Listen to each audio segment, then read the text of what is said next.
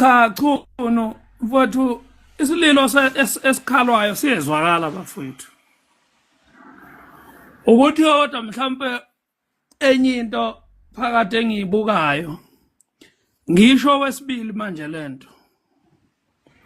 Ngaso sonke isikhathi mangabe lelizwe lase South Africa kukhona into elisensitive ekuthenini lifuna ukubhekana nayo noma lifuna ukuyifesa. Kuba nento nje encane eqhamuka eceleni i-overtake leyo nto bese icima yonke lento abantu abebefocus kuyona. Kungenwe kuleyo nto esuke iyaleso sikhashana idlula abantu sebedungeka imiqondo sebelahle nefocus yento ebibalekile kubona. Ngilana ke kuthenini phakade bekula kade kukhulunywa kakhulu la ngendaba yabantu abayizivakashi. Ebekuyona into ebisekhaleni kakhulu kubantu nebi bakhalisa kakhulu nebisikhalisa kakhulu siyizwe. Sekuqhamuka lena ke manje yemvunulo.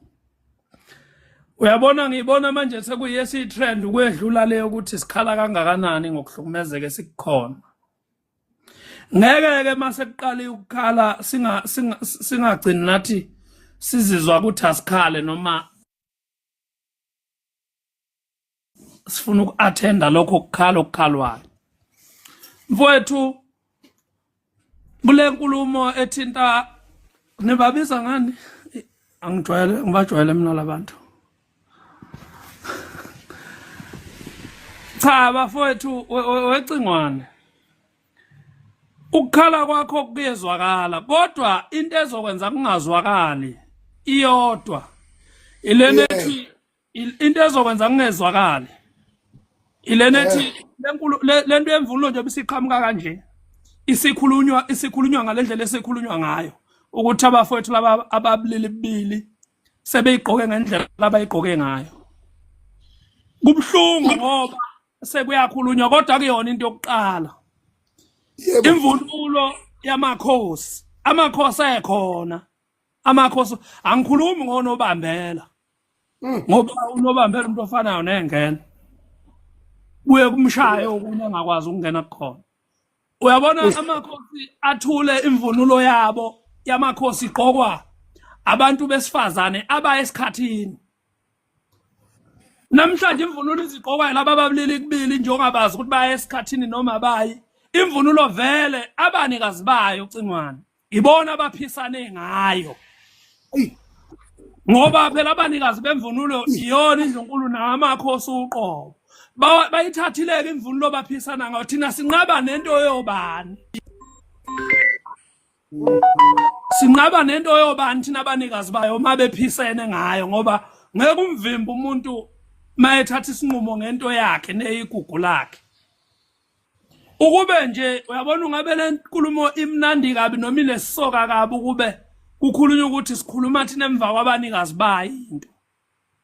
Kodwa manje sizothi thina silwela imvunulo abanikazi bayo bengayifuni ngoba phela abantu abangayifuni imvunulo iwona amakhosi. Saza sayibiza ngesibongo sawomunye umuntu saba isizwe. Mina mfowethu ngibona sengathi ubhlungu singabuzwa kodwa ngeke kuze kusebenzele ukuze ubhlungu kulesikhathi esiphila kusona. Yebo. Ngake ngasho sikhuluma nawe koMnew Life ngathi kwasuke konakala amakhosi anikela ngobukhosi athatha umthetho. Ngoba amakhosi madala kunomthetho umthetho wakhelwe phekwa amakhosi anikela ngobukhosi athatha umthetho kahulumeni oshintsha usuku nosuku awasasho noma ubhlungu noma umnandi ayithulele nje.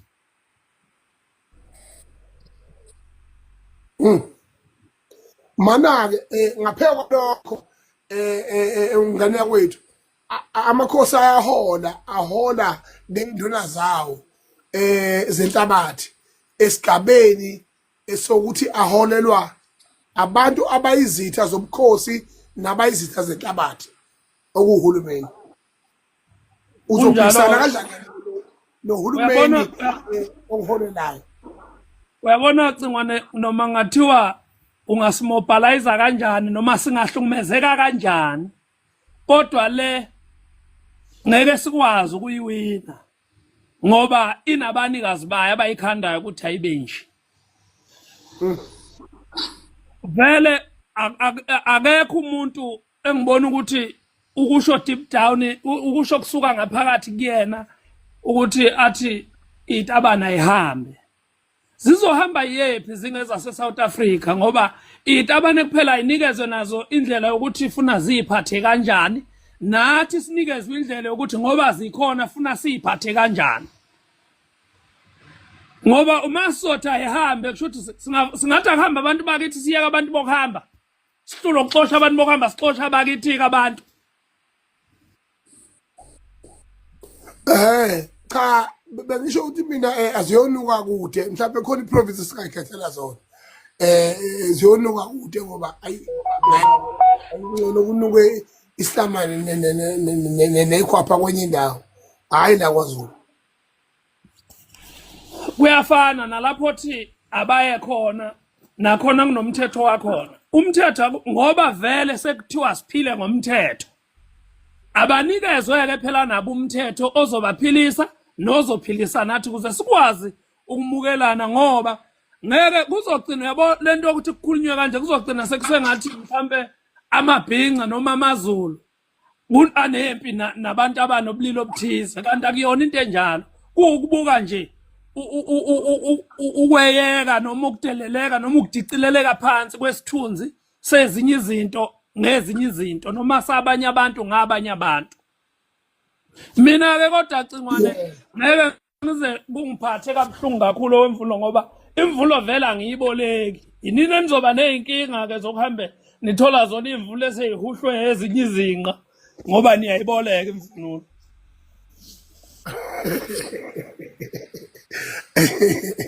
hayi bala mkhaya yena bekuyingenelela bala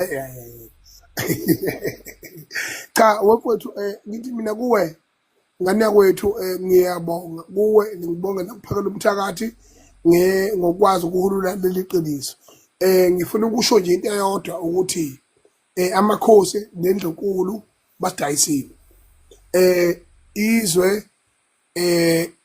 liyobuya ngokuthi nathi sikhonjiwe sikwazi ukuthi silawulele ezimeni engafanele ukuthi zenzeke mina ke ngenhlanhla ke ukukhonjwa umuno wendlula mithi nginalo ilungelo lokukhuluma ngoba ngumlomo wayo indlula mithi uma ngabe ukhona ungahambi kahle ngibona ukukhulumeka ezweni namanje ngithi noma ngabe imuphi umuntu ongumZulu wonke amakhono omhlaba akasukuma alwe akukho sitabani savunula ngemvunulo yakwaZulu akukho sitabani sageiza ngemvunulo yakwaZulu noma ngabe sezamcimbi muni ekubeni singakho kungekho leyo singenalungelo lokuthi siyenze lento lo mcimbi soyifikela qathatha bese sibona ukuthi senze njani sikhulumele nabo phansi bese phinde ngaphezulu kwalokho ngiyaqinisekisa ngithi mina amakhono onke itabane into eziyicabangayo into ngabe kufanele ziyayenza ngabe ziyaxolisa zithi siyaxolisa lokho kwenzekile kube wrong futhi okwesibili siyacela ukuthi nisikhulise ukuthi ikuphi ekufanele sikwenze nengafanele sikwenze lokho kuzosilekelela ekuthenini sazi nathi ukuthi i-excitement yethu njengeyitabane ihamba ifikephi ingathinti i-altara ingathinti umsamo wabantu abaphilayo njengoba inkolo nesiko liyinto ejule ngendlela esimanga esinezivume ukuthi lihlamba naso cha mfowethu ingwane njoba ngishilo namanje ngisasho ubuhlungu noma ngabe buzwakala kangakanani kodwa khona la ekufuna engabe busuka khona noma sibambelelise khona njobusho nje uthi khona abasidayisile abadayisile thina abadayisa into yabo thina kade vele sadayiswa sadayiswa thina mhlabe ohlala nokhokutha nje saqala lapho ukudayiseka. Manje mfowethu mina engingakusho nje mfowethu ukodwa ayibe khona indlela ekukhulunywa ngayo ukuthi itabane ukuhamba kwazo ukuhamba kugcina la nathi okwethu kuhamba kugcina la. Kodwa mina ngeke ngivume ukuthi kuthiwa kukhulunywe nezitabane singakakhulumi nodadewethu ekuyibona abajombe izinto zethu. Uyabona nje njoba ngithe ngiyalimala ngoba uphakela umthakathi uphumile. Kwanongoma khona igodi ekugiya osisi bakhona begiye ngamahawu ngehlango iphethwe izinsizwa. Bakhuza izaga einsizweni. Abasuke bengabaphenyile bababona ukuthi baseyinsukwini zabo noma bekhona einsukwini zabo. Kodwa manje sesizokhuluma nje ngoba sibona lokhu okulama nje sikhohlwe ukuthi umonakalo ngempela udedelwe yithina nabantu abazizalayo ngoba kube lento yakhuzeka egcekeni ungaba iphumelanga ngaphandle. Ayigama lelo mfethu namakhosi njengamanje athule ngathi afile kodwa njengoba sesiwasola nje azobuya wena azosola thina uzubona ukuthi siphandle kangakanani. Mayiqala inyakaza wona azothi azosola thina ukuthi ijibe sawukhuluma emphakathini singakhulumanga nawo ngasese. Ngoba fresh mami vele cingwane ke mina nje emlandeni wami nesemlandeni wakithi inkosi asinayo. Futhi ayikho inkosi efuna thina sikhuleke kuyona. Ngoba thina ethi inkosi kwakunodumehlezi kaMenzi kuphela. Usibona sinanhlabathi nje ngoba ziningi izinto esazi ukuthi izuzwe inhlabathi nesasingeke sisigoloze nayo. Noma ngenzani vela wasemakini adayisa ngemsamo yasemakini awukho wakithi umsamo odayisa ukubuswa kokhosi.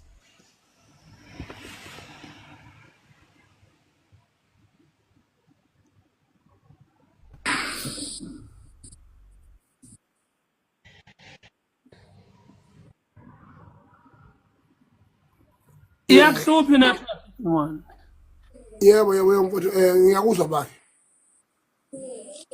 Hayi sengiqedile mina okwami. Ngiyathobe kakhulu mboma kamqhele mfowethu ngoba udaba oluqhubekayo kodwa bengicela nje ukuvala ngenothile ukuthi mfowethu kusasa ekseni sizokhuluma kodwa ngizonyukela eGoli ngifuna ukuthi lokho abakuhlela ngiyokubona ngamehlo ngithule nje ngibuke ukuthi ngempela ukhona yini umuntu owemvunulo ongaherishisa izitabane lapha eGoli ayinikeze imvunulo zishika lapha. Cha Cingwane ngeke phela uvimba abantu ibhizinisi phela leli ukuthi baqashise. Ngeke ungabaphazamisa abantu abaqashisa ngoba nami imvunulo mangithiwa ngithumela intombi yami ukuthi ayihambe iyongibolekela ingafika ibuye naye umuntu oqashisayo ngeke azi ukuthi iyoqokwa yiyo noma iyoqokwa indoda yayo.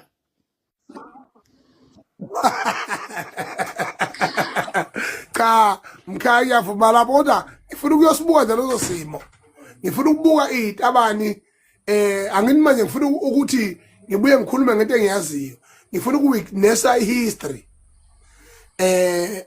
Ukuwitnessa ihistory ethi ngiyibonile izitabani zivunule ngemvunulo kaZulu zatshikiza ngayo kwaMayimaye nesonto njengoba zihlelile. Angisho ukuthi Mina bengizothi khulu bengizothi ngayi lapha. Owami umbono. Bengizothi ngiyaya amahostela onke eGoli insizwa zakithi ngiyaya ngifuna ukuyobona amanyala ngifuna ukuyobona izitabani zivunula ngemvunulo kaZulu phambi kukaZulu phambi kwezinsizwa bese ngiconfirm ukuthi sisodwa. Cha uyazi mina khulu ngishiswa yini kanjalo ufuna ungibuza ukuthi yini yenze usho njalo. Ngoba ngiyasho ngithi mina wami umbono ubuzothi hayi ungayi ungafani nomuntu wesifazane othe okuyena othatha ifoni yendoda ayivule bese ebona izinto ezomkhalisa ngoba uzoya lapha ufike lento othi uyayibona uyibone yenzeka mhlawumbe ugcina usuwenza into errong ngokucasuka noma ngokubuka